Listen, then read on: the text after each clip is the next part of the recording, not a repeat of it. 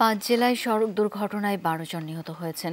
এর মধ্যে নোয়াখালীতে ট্রাক সিএনজি সংঘর্ষে প্রাণ গেছে 4 জনের। মুন্সিগঞ্জে মারা গেছেন একই পরিবারের 3 জন। এসব দুর্ঘটনায় আহত হয়েছেন বেশ কয়েকজন। এলো বেক্সিমকো বন্ড 15% মুনাফায় সর্বোচ্চ হারে সবার উপরে। ভাইকে হারিয়ে ভাইয়ের হাজারি। নোয়াখালীর বেগমগঞ্জের চন্দ্রগঞ্জ এলাকা। ভোরে সংঘর্ষ হয় ট্রাক সিএনজির। এরপর দুটি বাহনই খালে পড়ে যায়। উদ্ধার হয় কয়েকজনের মরদেহ। তাদের মধ্যে 3 জনই লক্ষ্মীপুর জেলার বাসিন্দা।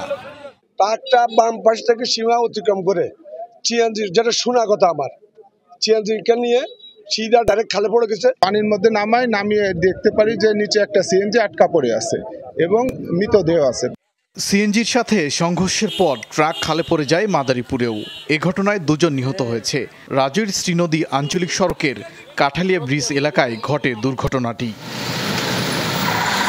ট্রাক পিকআপ সংঘর্ষে 2 নির্মাণ শ্রমিক নিহত হয়েছে গাজীপুরের শ্রীপুরে। আহত হয়েছে কয়েকজন। একই পরিবারের 3 জন মারা গেছে মুন্সিগঞ্জের গজারিয়ায়। প্রাইভেট কারে ট্রাকের ধাক্কায় প্রাণ হারান আলমগীর, তার ছেলে জহিরুল ও মামি রাহেলা বেগম। আলমগীর তার মামিকে ডাক্তার দেখাতে যাওয়ার পথে ঘটে দুর্ঘটনাটি।